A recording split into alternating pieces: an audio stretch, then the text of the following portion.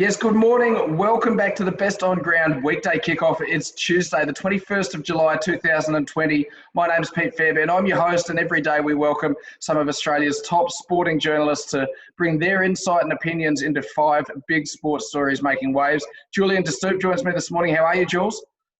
Good, Pete. How are you going? But I'm going very well. There's plenty happening in the world of sport and lots to talk about. It's been hard to pick just the 5, but we're going to do that, and we're going to rip straight into it and start off with things in far North Queensland with the news yesterday that North Queensland Cowboys Premiership coach Paul Green will finish up at the club effective immediately. He'd been told that his contract wouldn't be renewed beyond this season, and he's decided that now's the time to walk away and that there's not a lot to gain by staying at the helm until the end of the year. We know Green's had a really successful time at the Cowboys, but the last couple of years they haven't won as many as they've lost. Story from Brent Reid in The Australian with some great quotes from Paul Green. He admits he was a bit gobsmacked and a bit surprised that they had talked about an extension earlier in the year. But Jules, was the time right for a change at the helm of the Cowboys? This is a really interesting one, and it's a difficult one to answer. Look, he's certainly done the right thing by going now. There's no point coaching out the rest of the season, and I think we see that across all sports. Once your time is done, I think it's time to get out. Initially, you think it's a harsh decision given everything he's done for that club. He's won a premiership, a World Club Challenge, and certainly the last couple of years haven't been good. But in saying that, he's had a terrible run with injury. Obviously, lost Jonathan Thurston, the greatest player in the club's history. But sort of reading the article a bit further, there's been murmurings about some problems between him and the players. Maybe it's also time for Paul Green. Maybe it's a good time for Paul Green to move on. We know there's other jobs available in the NRL, and there'll be probably further jobs available, potentially one at the Broncos too in the same state. So I think once the dust settles, I think maybe Paul will realise this is probably not a bad thing for him either. But he leaves a tremendous legacy at that club, everything that he has achieved. Look, no doubt injuries have played their part. I think the article from Brent suggests they had about $3 million worth of talent on the sidelines on the weekend. But maybe for both parties, this was the right time. They can start a new era, and Paul Green is certainly good enough to go and coach somewhere else, and maybe a fresh challenge is good for him as well. Yeah, of course, Paul Green actually played a few games at the Broncos towards the back end of his career, and with the pressure mounting on Anthony Seibold, he would certainly be a top contender for that position if it were to become available. We move to the AFL now, and Hawthorn Brownlow medal winner Shane Crawford has come out and said that Melbourne's Christian Petracca is the best player in the competition.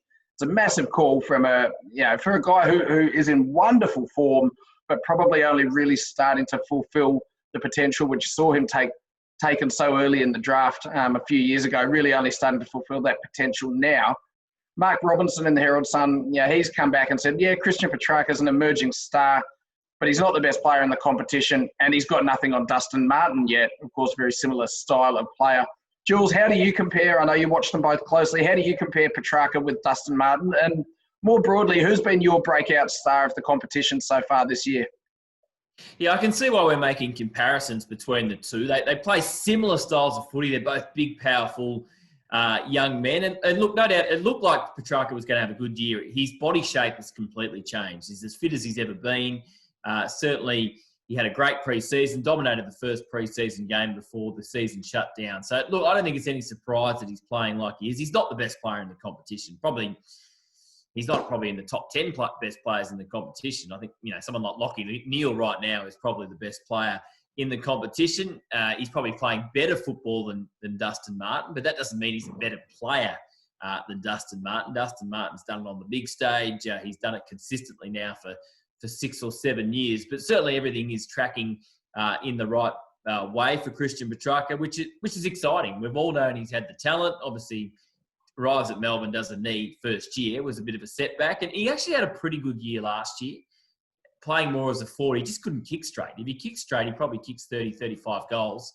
And it looks like he has a good year. So I think, himself and probably the other breakout player, and sounds a bit weird to say given his age, I think Charlie Dixon. I think Charlie Dixon is showing that he's the best power forward in the competition right now.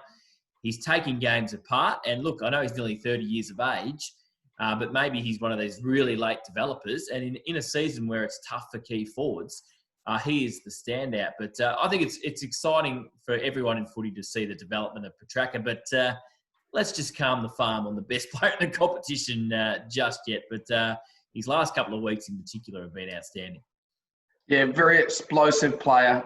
Great to watch, but I think you're right. There could be a little bit more of a body of work required to be talked about in those types of tones.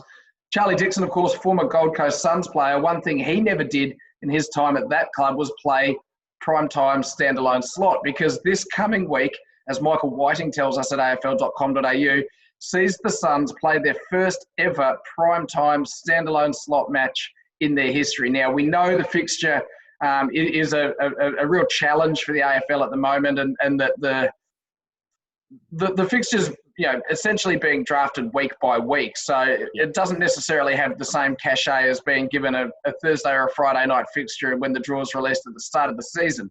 That being said, it's really exciting for the Suns that they do get this national opportunity to play against the Bulldogs, another team who are great to watch, this coming Thursday night. It made me think more broadly, how exciting is it for the competition to see the Gold Coast Suns winning matches, playing an exciting brand of football, and exposing some really talented players to the national audience?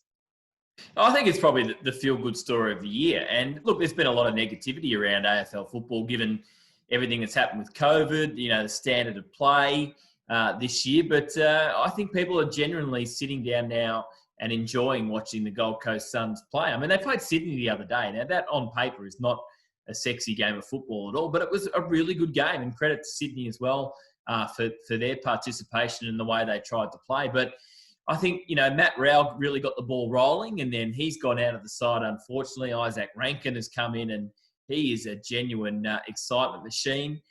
You've got Ben King as well up forward. Both the King boys, one at St Kilda, one at the Suns, are exciting. And I guess a lot of people have been saying it would be great to have a floating fixture in the AFL, particularly towards the end of the year, where maybe the last 6 or 7 rounds you don't schedule until we see which teams are good, which teams are exciting. And it's a little bit of a test case this year. So I think they truly deserve this game.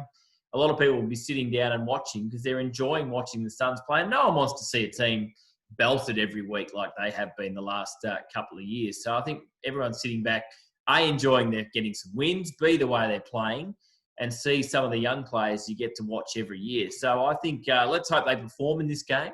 It doesn't mean they have to win, but let's hope they play really well. And who knows, they might get another couple of opportunities before the year is out. But I don't think a supporter of any club would begrudge the fact that they've got this game. And I think, as I say, you generally didn't, a lot of the times last year, you wouldn't watch a Gold Coast Suns game. You're like, what's the point? They're going to get belted. It's not good to watch. But it's certainly a different story this year. Quickly on the Suns, some of their mature acquisitions in the last couple of years playing big roles as well. Lockie Weller, and of course this year, Hugh Greenwood, Brandon Ellis. Yep. They've just been exactly what that club needed, haven't they? Absolutely. And that was one of the things they didn't get right at the start. They didn't bring in the right players from other clubs. But you're absolutely right. Hugh Greenwood was best on ground on the weekend. He's tough as nails. I think we're seeing Lockie Weller starting to play some of his best football. They gave up a lot to get him. Brandon Ellis is not the greatest player in the world, but what he is, he's a professional. He runs all day. He's come from a successful system. And Jared Witts is another one. I mean, he's the captain of that club. He's turned into one of the best ruckmen in the competition, and he was a backup ruckman at Collingwood. So I think that's a really important part of it. They've got the right people off field. They've got a good coach that they've just re-signed, and they've brought in, they don't have to be superstars from other clubs, but they have to be the right sort of people. And I think they've certainly done that. And Hugh Greenwood's another one. If you speak to people at the Crows, he was very, very popular. And he's not going to win a Brownlow medal, but you know what you get every week. So I think you bring in these kids, but you've got to bring the right senior players around them. And I think they've finally started to bring in the right people. From one expansion team to another in a different code, and back down to Melbourne with the Melbourne Rebels. We know there's a lot of conjecture at the moment about the future of Super Rugby, what it's going to look like beyond this year. Will it be a standalone Australian domestic competition? Will it be a trans-Tasman competition? And if it is a trans-Tasman competition, it seems the major point of contention in negotiations between Rugby Australia and New Zealand Rugby is the number of Australian teams in that competition. Rugby Australia holding pretty firm that they want 5 teams in any competition moving forward. We saw former Wallaby star Stephen Hoyles come out last week and say Melbourne Rebels haven't earned the right to continue in the competition. It hasn't worked in Melbourne. Tom Deason in the Sydney Morning Herald today has some quotes from Baden Stevenson, the Melbourne Rebels CEO, who basically didn't dismiss Hall's comments. He was pretty respectful of it, but he said, we've got no concerns about our future. We know that we've got a bright and exciting future ahead of us. Defended the club's on-field performance a little bit as well, and said from their perspective, it's planning for 2021 onwards and excited about what the Melbourne Rebels' future looks like. I wanted to ask you, as someone down there in Melbourne who has been around that environment, has seen the Rebels come into that pretty crowded landscape, how important do you think it is, or do you think it's important that the Melbourne retains a Super Rugby team? Yeah, you're right. It's a tough landscape. No doubt about that in Melbourne. There is so many professional sporting teams, and obviously the AFL is an absolute powerhouse. Look, in terms of performance, they've been around the mark the last couple of years. Breaking through and making a final series would be really important, I think, for some of the exposure they get in Melbourne. They certainly don't get a lot of cut through with mainstream media. I don't think that, I mean, in the article, or Stephen Hawes was critical of the crowds. I think compared to the rest of the competition, the crowds aren't too bad for Rebels games. And if they did make a final series and have a bit more success, they certainly would increase their crowds, like any sporting team in any sporting code. I think bigger picture, it is important to have a team in Melbourne, and certainly the onus is on the Rebels to build their brand, to have more success on field. But you know, if you want to have World Cups in Australia and big events, you need Melbourne on board. You need the state government on board to be supporting these sort of bids. You've got great stadiums in Melbourne. And we've seen with international matches in Melbourne, whether it's Lions tours or Bledisloe Cup matches, that there is massive support for the Wallabies. So I think big picture, it is important to have a team in Melbourne, to have a national presence. It can't just be a New South Wales and Queensland game. So I think it's important to have the Rebels, but they've got some work to do as well. Our final story today takes us stateside to Ken Belson in the New York Times.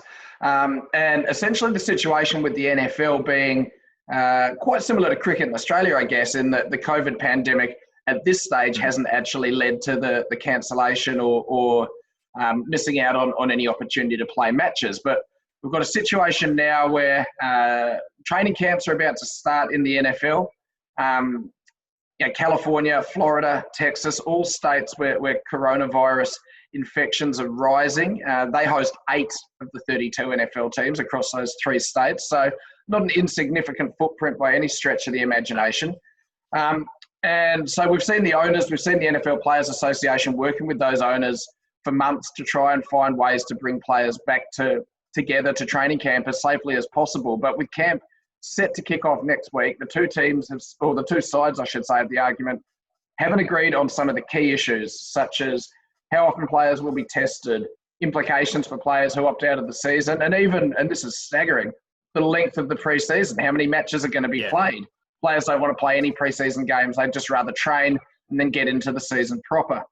And what we've seen, Jules, is some of the league's biggest stars, the likes of Pat Mahomes, Drew Brees, JJ Watt, have started a social media campaign today using the hashtag #WeWantToPlay to get the NFL and the owners to start to adopt some of these proposals and make some progress so they can get on with it. Is that a fair enough request from the players in this instance? Yeah, I think 100%. I mean, and look, obviously they're not really on top of it in those states that you mentioned. And, well, at the top, the leadership from Donald Trump hasn't been great when it comes to COVID-19. But, Russell Wilson's another one. And he mentions that, his wife is pregnant and he wants to make sure that he's as safe as possible. And every player is. They've got the same concerns as professional sports people over here. And it does seem that, as you say, like cricket, their fixturing hasn't really been affected. So they've had a long time to work these things out. It does seem surprising that these protocols, I guess, haven't really been decided just yet. It's an interesting sport, isn't it, the NFL, because the owners have so much say. I mean, they can say, okay, we're opening up training camp and players, you better turn up.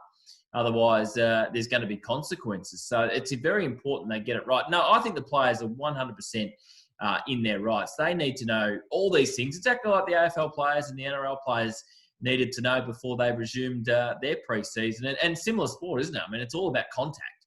You've got to have contact in this sport, whether it's a training or in the game. So you've got to make sure you know about the testing and you know about the protocols and you know you're going to be safe. So it's a pretty powerful campaign, as you say. You know, it's social media, it's the biggest names in the sport.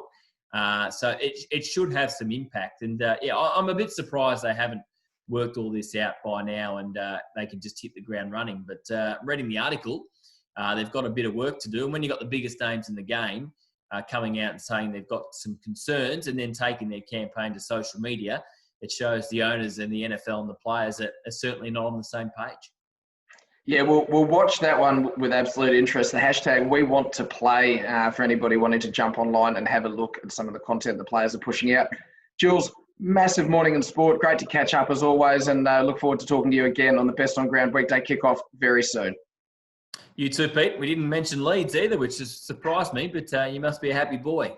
Very happy boy. I think first show in about 3 or 4 episodes where we haven't mentioned Leeds, but very happy up and about. Have a good day. You too, mate. Take care.